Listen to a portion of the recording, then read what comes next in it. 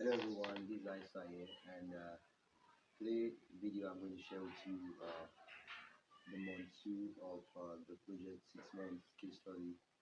For some time I just don't know why. Probably because I didn't work on the blog. Yeah, I didn't work on the blog that much, even though I made a lot of goals and I had a lot of projections. I didn't work on it, and for that reason I just didn't feel comfortable publishing income reports because it was really nothing that I did. But I just want to share it and as a way to document my growth and journey. You know. So in September, I've looked at the notes. I tried to write some of the figures in the video, but I've looked at the notes. I have them in the notes. For September, in Search Console, excuse me, in Search Console, we had 1,902 clicks from Search Console, and then about 57,000 impressions. Then in Bing we had 638 clicks, and then 24,000 impressions. And then in Google Analytics, now I'll talk about Google Analytics, and I will also talk about EZOIC. The data is kind of different, but I just tell you so that you see, have an idea of what the data is. In Google Analytics, the users was 2,845. I don't know what that uses mean. And the sessions was 3,169, and then the page views was 3,828. Okay. Now, one thing I loved about September was that we had 7.1% return viewers. That 7.1% people who visited my site came back to my site again, and that was really kind of good to me. Yeah. Now in EZOIC we had 3,571 visits. I think that's the session. That's what EZOIC calls it, visits. 3,571 visits, and then in page views we had 4,455 page views. So you see that EZOIC has 4,455 page views, but Google Analytics is 3,828 page views. I don't know which one to believe right now. Well, yeah, so the pages are within that range. That's why I think it is, because I don't know which one is correct. Okay, now in revenue, the EPMV was $5.93. It's really low, but some sites like there are some case study sites that they have EPMV of less than $1, and I'm like, how is that even possible? What is the niche that you are having, like cents? Like the EPMV is literally cents, sometimes 10 cents, 30 cents, and I'm like, whoa, whoa. Now I do know that probably when I upgrade to a higher level of joint premium, this EPMV will be higher, and when I do a lot of ad optimization, this EPMV will be higher. But that's what it is now, and it is what it is. So the revenue was $21.18. Now the total blog post published on the site is still less than 50. Now probably I'll make a video where I talk about the number of blog posts that have been published and the month of published, but I've not been really consistent. So I think that's what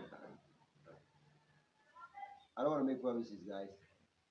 But it's less than 50. But before the year runs out, I'm targeting maybe 100 or 200 blog posts. We need to have the blog posts there to get the data. Even though we don't necessarily get the page views and the visits, at least we get data to know what works, what doesn't work, and we can tweak and make changes to it.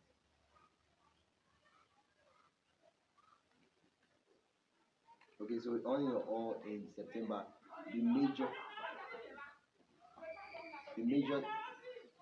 thing I did was in September was I tested in September I tested a newsletter opt-in. So I was like, how many newsletter opt-ins could I really get? And the result is really fascinating. And I'll put a link to the description to the video where I talk about how the test performed, and you get to see how many newsletter email subscribers I got. Okay, but that one is I think just from the email alone that I got, it kind of felt that I did something, even though I didn't publish as much as I wanted to publish, and I didn't do most of the things I wanted. or progress. That's one thing I love about blog. The fact that most of the results you get, even the results I'm sharing with you today, are the results that I've gotten from my past results. So it's not even necessarily why I did this month, not. If we had to look at why I did this month, I probably would be getting zero, like zero, nothing, everything would be zero. That's why I just love about blog. If you build it right and you build to a level, it will just become inconsistent. It might go down, it might go up, but it will just be that consistent and you can kind of rely on it. Yeah. That's what I just love about it. Not if it was probably maybe Instagram that I was doing. If nothing now, no. By now I would cry, so where I stop, that's where it's going to stop. Okay. So if you love to join my email list and get to receive case studies of sites that I'm analyzing, that I'm learning from, and you just want to ask me a question or and get me to answer and respond to a question, the link is in the description where you can join my email list and receive tips from me why they are wrong even before I share it on YouTube. And things I'm doing, just get an email from me once every week. And you can also subscribe if you don't like to receive them. So it's not like anything. Subscribe if you want to. If you don't, no problem. Just subscribe on YouTube and you keep getting my videos. Okay, thank you for that. And before you go, low competition keywords are the thing that you should be doing, and that I am going to lean more on because it's easy to get traffic and most people are not writing about it.